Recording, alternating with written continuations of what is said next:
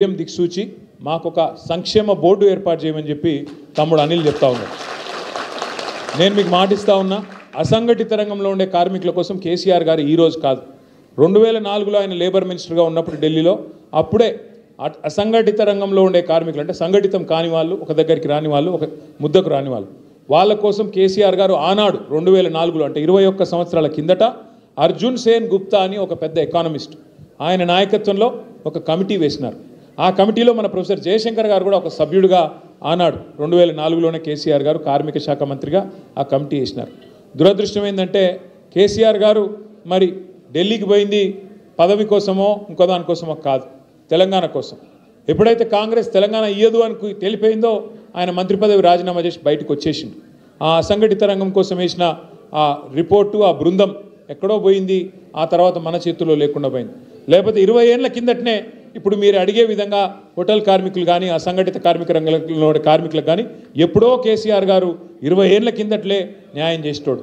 నేను మీకు మాటిస్తా ఉన్నా, పోయిన 10 ఏళ్లలో మరి మనం అనుకోకుండా ఈ విషయంలో ఒక నిర్ణయం తీసుకునే అవకాశం రాలేదు.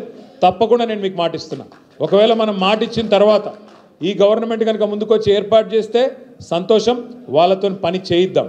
లేదంటే మీకు తెలుసు, నాకు తెలుసు, రేవంత్ రెడ్డికి కూడా తెలుసు, 2 ఏళ్లలో తిరిగి కేసీఆర్ గారి ప్రభుత్వం రాబోతున్నది, పక్కా వస్తుంది.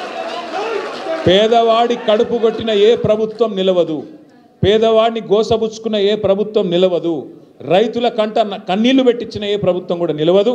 అందుకే ఈ రాబందు ప్రభుత్వం పోతుంది, రైతు బంధు కేసీఆర్ గారి ప్రభుత్వం తప్పకుండా వస్తుంది. మీకు ఈ బోర్డు ఏర్పాటు చేసే బాధ్యత మేము తీసుకుంటామన్న మాటను విజ్ఞప్తి చేస్తా ఉన్నా.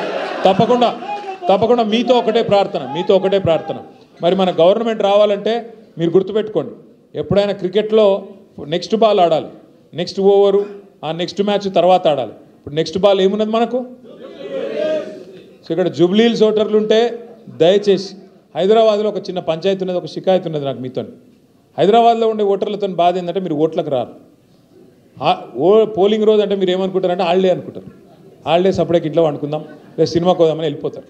దయచేసి నేను మీకు చెప్తున్నా, మరి మీకు ఎటువంటి ప్రభుత్వం కావాలి, ఎట్లాంటి ప్రజాప్రతినిధి కావాలి, ఎట్లాంటి నాయకత్వం వహించాలనే శక్తి మీకుంది, నిర్ణయించే శక్తి మీ చేతుల్లో ఉంది. ఎలక్షన్ రోజు నేను ఇంట్లో వంట, ఎలక్షన్ రోజు నేను సినిమాకి పోతా, ఎలక్షన్ రోజు నేను సెలవు తీసుకుంటా, బయటకేటో పోతా దోస్తులతోని, కానీ మళ్ళీ తర్వాత బాధపడతా అంటే నడవదు. మీరు దయచేసి 11 నవంబర్ నాడు జూబ్లీహిల్స్లో పోలింగ్కి రండి, ఓటింగ్కి రండి. తప్పకుండా కారు గుర్తు మీద ఓటే